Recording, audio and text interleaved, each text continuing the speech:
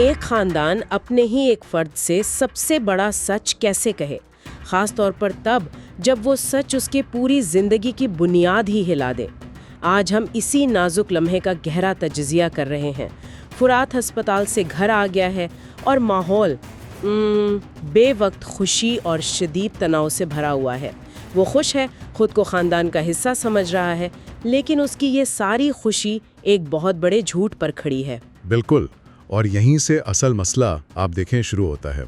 वो पहला सवाल ही हसन के बारे में करता है, जिसे वो अपना बाप समझता है।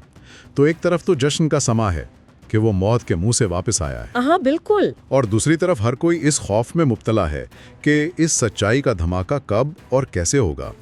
ये मनाजिर मोहब्बत, हिफाजत और एक तकलीफदेह हकीकत के बीच की कश्मकश को बहुत खूबी से दिखाते हैं। ये जो खुशी है फिरात की, ये बहुत दिलचस्प है।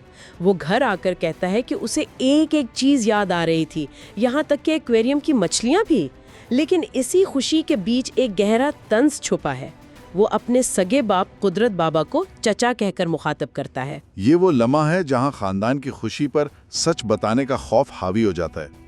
कुदरत बाबा खुद कहते हैं कि ये खामोशी मेरी उम्र कम कर रही है।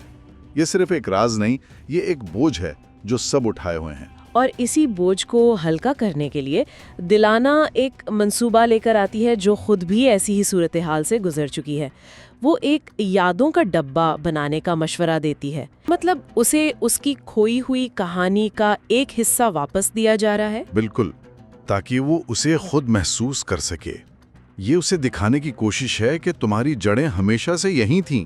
लेकिन क्या ये इतना आसान होगा?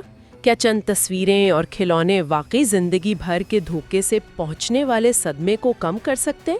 इस नरमी का मुवाजना आप हसन के रवैये से करें, जो सिर्फ अपनी जान बचाने के लिए बारान से इल्तिजा कर रहा है कि सच मत बताऊं। हाँ, एक तरफ मोहब्बत से सच जोड़ने की कोशिश है और दूसरी तरफ खुदगर्जी से झूठ को कायम रखने की जिद। सही।